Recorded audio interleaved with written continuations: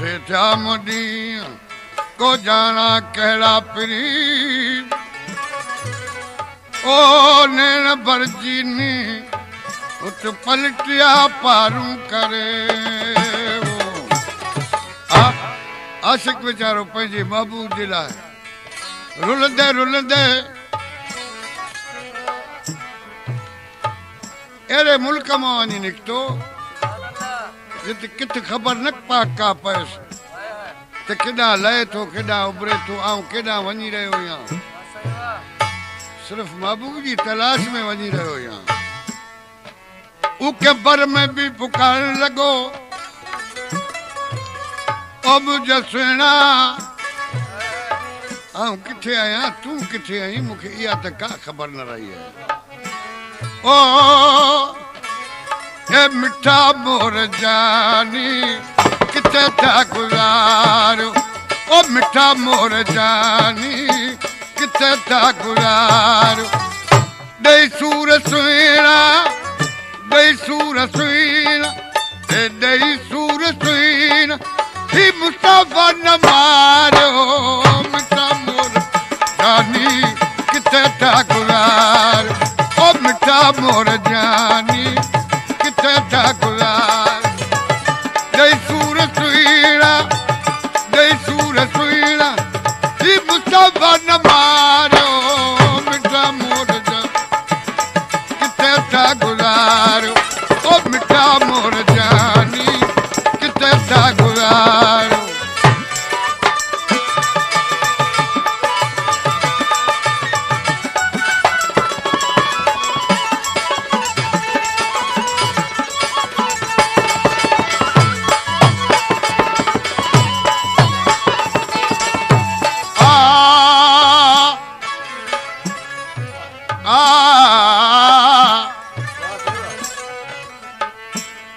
Kangal खे कोडियूं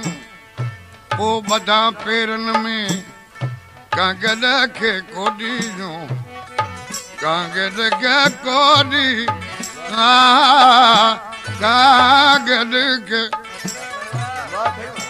Kangal खे कोडियूं ऐं पो बधा पेरन में पहिरीं आणे अजीबन जूं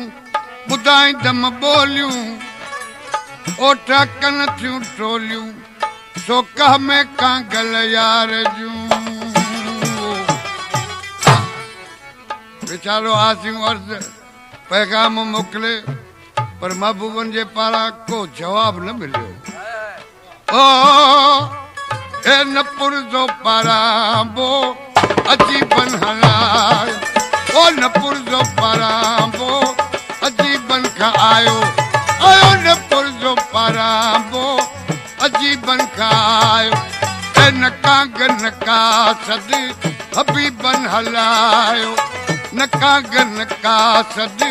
हबीबन हलायो अल्लाह जे असांखे अल्लाह जे असांखे अल्लाह जे असांखे अवां की विसारियो मिठा मोर जानी किथे था गुज़ारो अल्लाह जे अल्लाह जे असांखे अवां छो विसारियो विसारियो ए मिठा मोर जानी किथे था गुज़ारो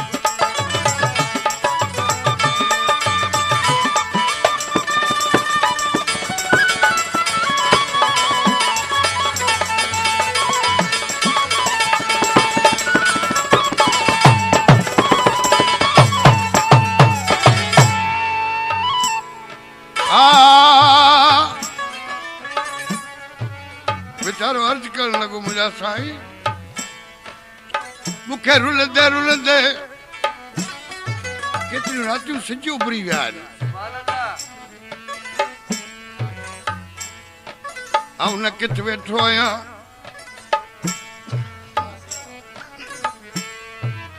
न मूं किथे आराम कयो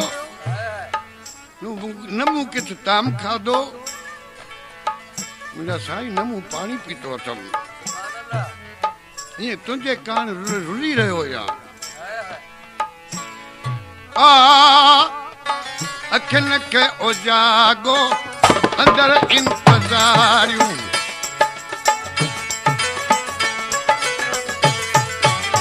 अखियुनि खे उजागो अंदर इंतज़ारियूं सॼियूं रातियूं रुलंदे मूं त रोई गुज़ारियूं